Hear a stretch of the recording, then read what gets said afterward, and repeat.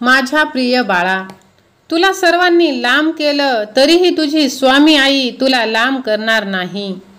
तू माझ्यावर पूर्णपणे विश्वास ठेवू शकतोस. होय बाळा, एका रात्रीत तुझे सुखाचे दिवस चालू होतील. ज्यांनी तुला त्रास दिला आहे आता ते सुद्धा रडणार आहेत. बाळा, स्वतःला असं बनवा की जरी तुम्हाला कोणी हर्ट केलं तरी सुद्धा तुम्हाला काहीच फरक पडणार नाही. आयुष्यात कधीही कोणासमोर स्वतःचे स्पष्टीकरण देत बसू नका, कारण ज्यांनी तुमच्यावर विश्वास ठेवला आहे त्यांना स्पष्टीकरणाची अजिबात गरज नाही. अशक्य असं या जगामध्ये काहीच नाही बाळा, फक्त त्यासाठी तुमच्यामध्ये जबरदस्त इच्छाशक्ती हवी. बाळा, मनाला शांत ठेवायचं असेल तर हा संदेश तुम्ही शेवटपर्यंत ऐका, कारण ह्या संदेशामध्ये तुम्हाला जीवनातील खूप काही महत्त्वाच्या गोष्टींचा अनुभव होणार आहे. आपल्या आयुष्यात अशा काही घटना घडतात की त्यामुळे आपली मनस्थिती खराब होते. आयुष्यामध्ये पुढे जाण्यासाठी काही अवघड निर्णय आपल्याला घ्यावे लागतात.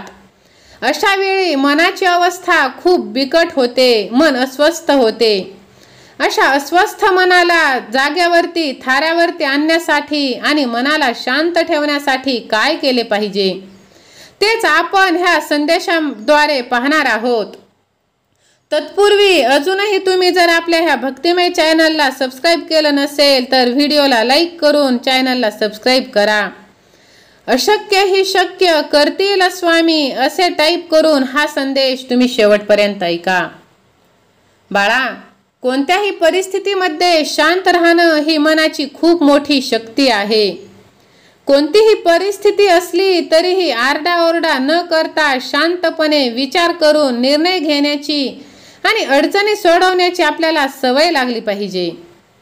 प्रत्येक गोष्टीवर आपलं नियंत्रण असलंच पाहिजे असं नाही, कारण ज्यावेळी कोणत्याही गोष्टीवर आपले नियंत्रण नसतं अशा वेळी घडणाऱ्या घटनेकडे पाहण्याचा आपला दृष्टिकोन आपण बदलू शकतो आणि त्यातच आपलं हित असतं.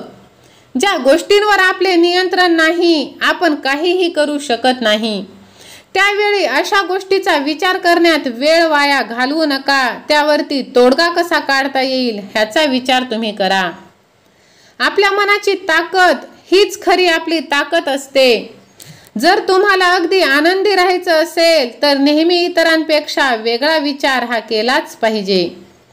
मानसिक ताणतणावांना तुम्ही कसे सामोरे जातात, आयुष्यातील अडचणी तुम्ही कशा सोडवता यावरून तुमच्या मनाची ताकद कळते आणि तुम्ही आनंदी देखील राहू शकतात. आणि स्वामी महाराजांची सुद्धा साथ तुम्हाला मिळते, कारण जो मनावर ताबा मिळवतो तो सर्व काही प्राप्त करतो. सहमत असाल तर माझा देव माझा पाठीराखा असे टाईप करून हा संदेश तुम्ही 2 व्यक्तींना शेअर करा.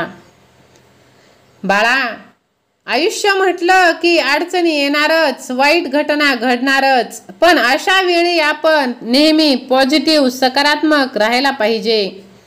पॉझिटिव्ह विचार करून वाईट गोष्टींमधून मार्ग काढण्याचा प्रयत्न केला पाहिजे.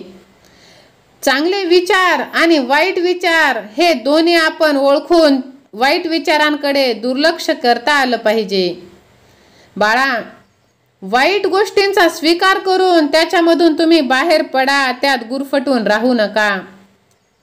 भविष्यकाळ चांगला पाहिजे असेल तर जुन्या गोष्टींमध्ये अजिबात तुम्ही अडकून राहू नका, कारण बऱ्याचदा असं होतं की आपल्या मनाविरुद्ध एखादी घटना घडली की आपण त्रास करून घेतो, आदळापट करतो, मोठ्याने आरडाओरडा करतो आणि त्याचा मनस्ताप देखील आपल्याला होतो. तो आपल्या मनावरती शरीरावरती त्रास होतो. तुम्ही असं करत असाल तर पुढच्या वेळी एक गोष्ट नेहमी तुम्ही लक्षात ठेवा. पुन्हा मनाविरुद्ध काही घटना घडली तर आधी केल्याप्रमाणे आपण करायचं नाही, तर नवीन पद्धतीने विचार करा. म्हणजे येणारा काळ आपल्याला अडचणीचा वाटणार नाही आणि आपलं मन शांत राहील. प्रत्येक वेळी विचार करताना आपण खूप नशीबवान आहोत असाच विचार केला पाहिजे, कारण परिस्थिती कितीही वाईट असली तरी अशा अवघड परिस्थितीमध्ये चांगलाच विचार करता आला पाहिजे. रात्रंदिवस विचार करत असताना एकच विचार करा की मी या वाईट परिस्थितीतून नक्कीच बाहेर पडणार आहे. माझी स्वामी आई ह्या ब्रह्मांड नायकाची शक्ती माझ्या पाठीशी आहे, तर मला घाबरण्याचे काहीच कारण नाही. माझेही आनंदाचे सुखाचे दिवस नक्कीच येणार आहेत, हा विश्वास तुम्ही आपल्या मनामध्ये ठेवा आणि पहा, तुम्ही खरोखरच नशिबाने या गोष्टीतून, दुःखातून, वाईट संकटातून बाहेर पडता. बाळा, तुमचं ध्येय बदलू नका. आपण ज्या कामाची सुरुवात केली आहे ते काम जर आपल्या हातून पूर्ण झालं नाही, कामामध्ये चूक झाली तर घाबरून जाऊ नका. काय चुका झाल्या आहेत याचा विचार तुम्ही करा आणि ते काम आणखीन चांगल्या पद्धतीने कसं करता येईल यासाठी प्रयत्न करा. पण आपल्या ध्येयापासून कधीही तुम्ही मागे हटू नका किंवा मागे फिरू नका.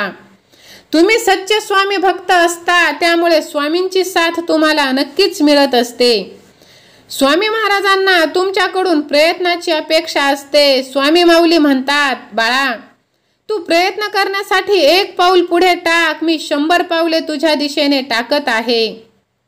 आज जरी तुझ्या आयुष्यात दुःख असले बाळा, तरी बघ, थोड्याच अंतरावर सुख तुझ्या आयुष्यात येण्यासाठी वाट बघत आहे. त्यामुळे तू माझ्यावरती पूर्ण विश्वास ठेवू शकतो. स्वामी भक्तांनो, तुम्हाला हा विश्वास आपल्या स्वामींवरती असेल तर आपल्या ह्या चॅनलला सबस्क्राईब करा. जिथे सर्व असमर्थ तिथे फक्त आणि फक्त स्वामी समर्थ असे टाईप करा. बाळा, तुझे प्रयत्न जर प्रामाणिकपणे असेल तर यश मिळणारच. कोणतेही चांगले बदल घडण्यासाठी आपल्याला काही वेळ जाऊ द्यावा लागतो. त्यामुळे आपण जर संयमाने सगळी कामे पूर्ण करत राहिलो आणि प्रत्येक काम मार्गी लावत राहिलो तर यश हे नक्की हमखास आपल्यालाच मिळत असतं. नेहमी तुम्ही हे लक्षात ठेवा, आयुष्यामध्ये यशाने कधीही हुरळून जाऊ नका आणि अपयशाने कधीही खचून जाऊ नका. बऱ्याचदा असं होतं की काही माणसं थोडंसं यश मिळालं तर हुरळून जातात आणि अपयश आलं तर एकदम खचून नाराज होतात.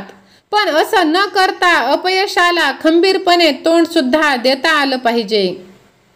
आयुष्यातील फक्त अडचणीच आठवून निराश होऊ नका. प्रत्येक माणसाचा एक स्वभाव असतो की तो आयुष्यामध्ये घडलेल्या फक्त वाईट गोष्टीच आठवत राहतो आणि त्या वाईट गोष्टींचा विचार करून तो चालू काळ हा दुःखी घालवतो. त्यामुळे त्याच्यातील नकारात्मक भावना सुद्धा वाढत जातात. त्यामुळे आपल्या आयुष्यातील असलेली दुःख आठवण्यापेक्षा आयुष्यातील चांगल्या गोष्टी तुम्ही आठवा आणि स्वामींचे नामस्मरण करत राहा. स्वामी महाराज नेहमी तुमच्या पाठीशी आहेत. श्री स्वामी समर्थ.